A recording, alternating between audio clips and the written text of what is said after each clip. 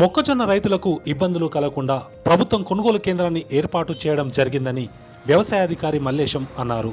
రైతులు దళారులను ఆశ్రయించకుండా కొనుగోలు కేంద్రంలో మొక్కజొన్నలు విక్రయించి ప్రభుత్వ గిట్టుబాటు ధర పొందాలన్నారు. సిద్దిపేట జిల్లా మిరుదొడి మండల కేంద్రంలోని వ్యవసాయ మార్కెట్ యార్డ్లో కొనుగోలు కేంద్రాన్ని ఏర్పాటు చేయడం పట్ల రైతులు హర్షం వ్యక్తం చేశారు. కొనుగోలు కేంద్రానికి వచ్చే రైతులకు ఇబ్బందులు కలగకుండా ఏర్పాట్లు చేయడం జరిగిందని వ్యవసాయాధికారి మల్లేశం వెల్లడించారు. రైతులు పండించిన మొక్కజొన్నలను ఆరబెట్టిన తర్వాతే కొనుగోలు కేంద్రానికి తీసుకువస్తే త్వరగా కొనుగోలు అవుతాయని తెలిపారు.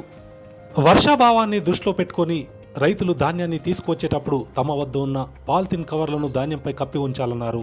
రైతులు మొక్కజొన్న ధాన్యాన్ని తీసుకువచ్చిన వెంటనే టోకెన్లు జారీ చేయడం జరుగుతుందన్నారు. రైతులకు ఏవైనా కొనుగోలు కేంద్రంలో ఇబ్బందులు తలెత్తితే తమ దృష్టికి తీసుకురావాలని సూచించారు.